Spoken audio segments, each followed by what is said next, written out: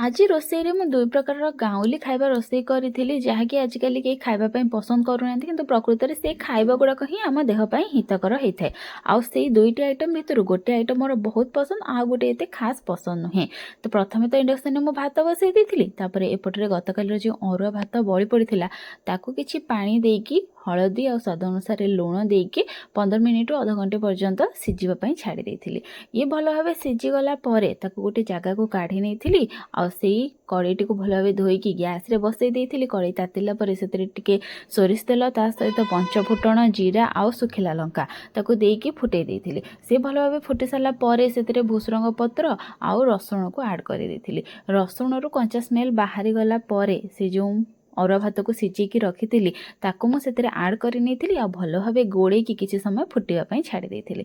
सी फुटी सारापर आमर गरम गरम रेडी हो गला अरुआ भातर कांजी जहाँकि मोर बहुत पसंद। या खाली खाईपारे रुटी सहित खाईपारे भात सहित खाईपारे एत टेस्टी लगे आप गोटे थर करके खाइले ही जापर। द्वितीय मुझे प्रस्तुत करी भाव किसी परिवा को काटिकी रखी कखारु डंक सारू आलू आ बैगण ता सहित जह्नी जदि आप पाखे कखारु अच्छी ताकू आड करें बहुत ही टेस्टी लगे। परिवा गुड़ा को भल भाव धोईकी छाणी नहीं गोटे जगह को तापर कड़े किसी तेल देकी पंचफुटण जीरा सुखिला लंका देकी किसी समय फुटिला परे से परिवा गुड़ी को आड कर देती। आ परिवा को किसी समय से जारी देती। परिवा जेपर्यंत जारी होता ता भितर मु मसला रेडी कर देती। मसला पाई आपण नेबे रसुण जीरा सोरिष ता सहित लंका आपण कंचा लंका नहीं पारे सुखिला लंका मध्य नहीं पारे। कंचा लंका नेले बहुत भल रहिबो। ताको भल भाव बाटी देती। आ एपटे भात मध्य रेडी हो जाता। आ भात को मु गाड़ी देती।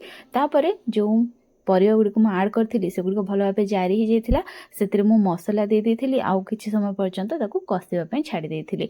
जेहेतु सोरिष मसला बेसी समय कषार आवश्यकता नहीं। बेसी समय कषिले से पिता लगे। 1 ରୁ 2 मिनिट पर्यंत कषिबे जहाँफल कि तरकारी टेस्टा बहुत ही भल आसो। ये आपण लंका गुंड आड करें जदि भी न आड कर भी किसी कथा ना।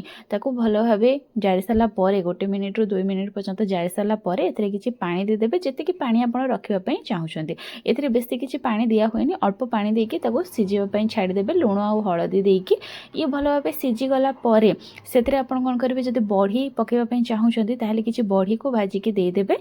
बड़ी पकईले से आहरी टेस्टी लगी थाए। तापर एथिरे मुख्य जिनसटी होची कखारु डंकार पत्र ताकू छोट छोट करके काटिकी भल भाव से पानी निगिड़ेकी तरकारी रे आड करदेवे। 1-2 मिनिट पर्यंत सीझिला परे सेतिरे जदि धनिया पत्र अच्छी ताहले टिके आड करदेवे। देखिए तरकारी टेस्ट केते सुंदर आसिबो। याको मध्य रुटी और भात सहित खाई पारिबे। किंतु एई आइटम रो मु केवल साग और डंक बाछिकी खाई थाए।